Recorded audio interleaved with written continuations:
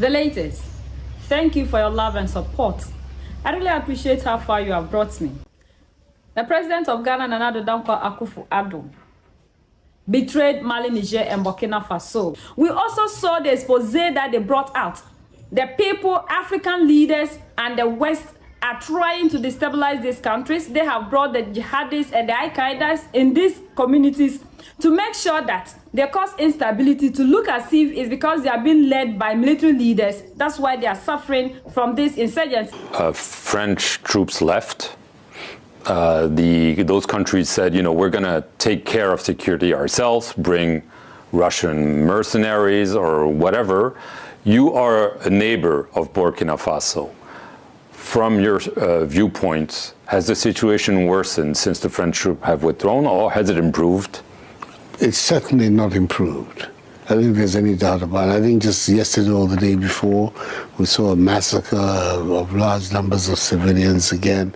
And they are right on our border, so we have a good idea of what is going on. The security situation does not appear to have improved, and the need for us to find a solution to this terrorist insurgency. Ghana has deployed military forces to its border with Burkina Faso, and tensions are heating up fast. Mali, Burkina Faso, and Niger have been battling jihadist insurgents for over a decade.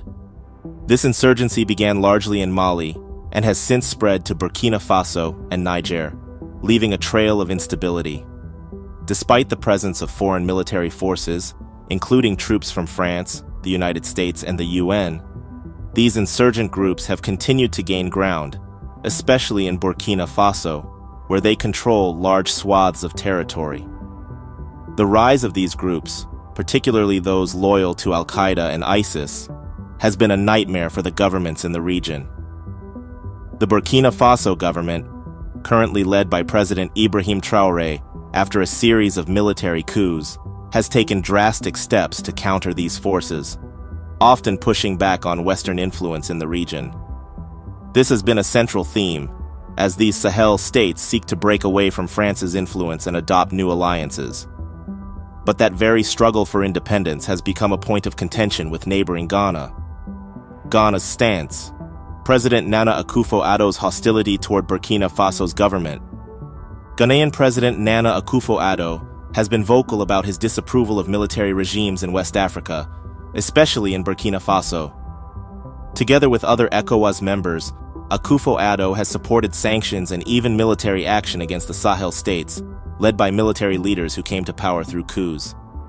He's been particularly critical of Burkina Faso, which shares a 600-kilometer border with Ghana, making it a direct neighbor affected by Burkina Faso's security challenges.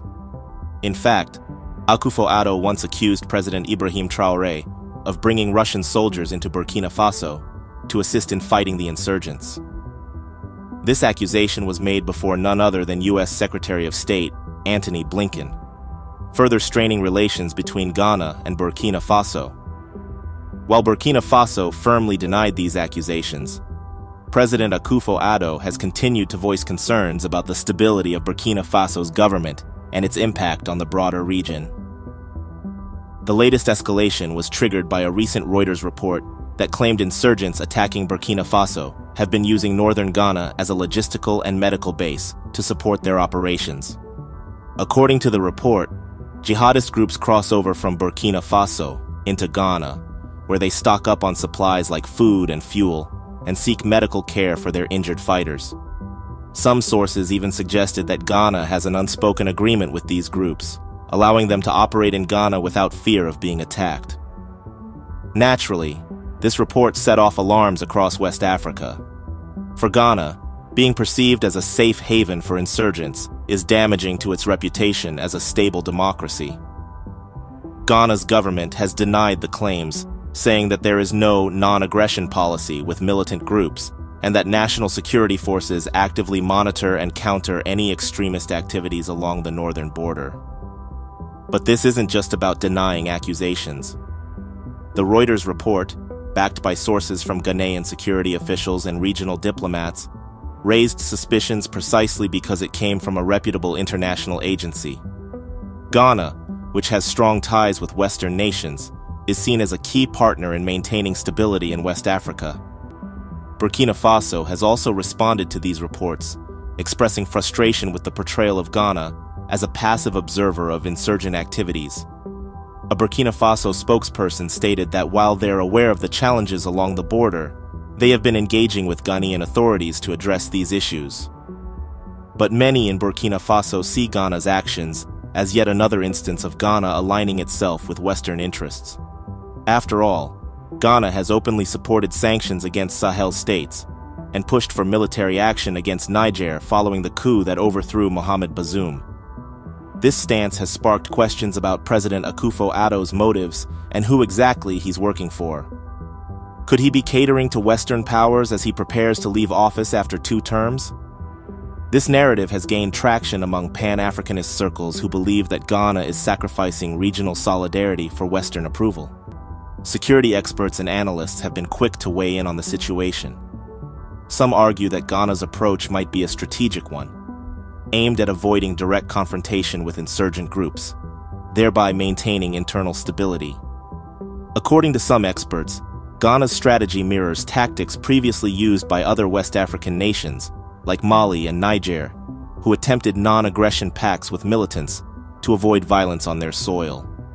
However, history shows these arrangements are often temporary, as insurgent groups expand their reach and seek new targets. One Ghanaian security official told Reuters that they have arrested insurgents in the past and handed them over to Burkina Faso, suggesting a more active role in countering the spread of insurgency.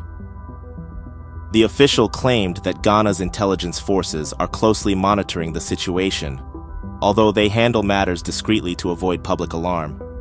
Still, the perception persists that Ghana is allowing these groups to operate within its borders, possibly making them safe zones for jihadists who use Ghana to rest and resupply.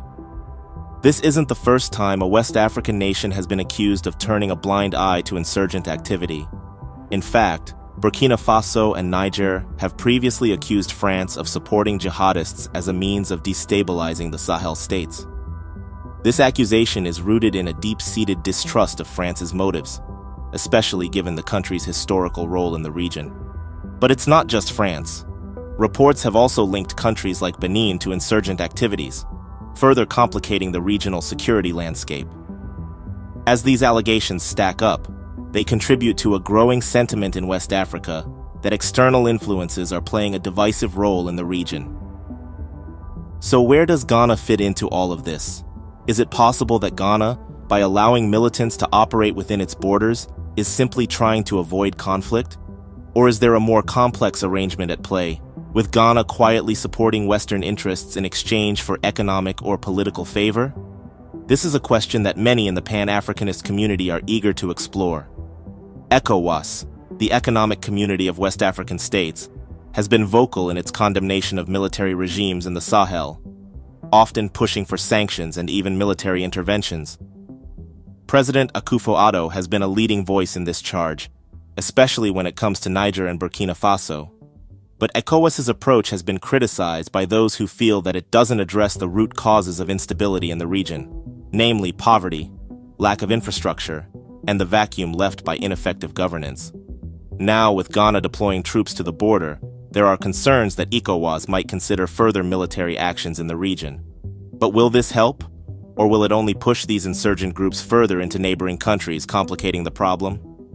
The stakes are high, and many in the region are calling for a more nuanced approach that focuses on development and local empowerment rather than military intervention. As Nana Akufo-Addo nears the end of his presidency, there's been a lot of speculation about his motivations. Some argue that he's aligning Ghana closely with Western interests to secure political and economic backing as he exits the scene. Others believe he genuinely sees the Sahel's military regimes as threats to democracy and is acting out of concern for Ghana's stability. Yet, his strong stance against countries like Burkina Faso has raised questions. Is he prioritizing Ghana's safety, or is he paving the way for a Western-backed agenda in West Africa? With the US and the UK praising Ghana as a stronghold of stability, it's easy to see why some might view Akufo-Addo's actions with suspicion. Recently, Ghanaian President Nana Akufo-Addo has faced accusations of being a Western puppet, especially among Pan-Africanists and anti-neocolonialists across Africa. These claims intensified after France admitted Ghana as a full partner of the Francophonie, an organization primarily made up of former French colonies, during a high-profile meeting in France a few weeks ago. Traditionally, Francophonie membership has been reserved for French-speaking nations, or those with close historical ties to France, making Ghana's admission, a predominantly English-speaking nation, a point of controversy. Critics argue that this partnership is a strategic move by France to consolidate influence in West Africa amidst rising anti-French sentiment in the region, particularly in the Sahel, where countries like Mali and Burkina Faso have turned away from French alliances. President Akufo-Addo's stance on regional politics, including his vocal support for sanctions against Sahelian nations, led by military governments, has further fueled perceptions that he is aligning with Western interests.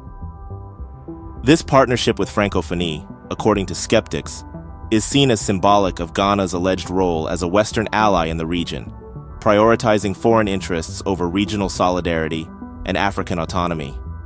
The situation is far from resolved.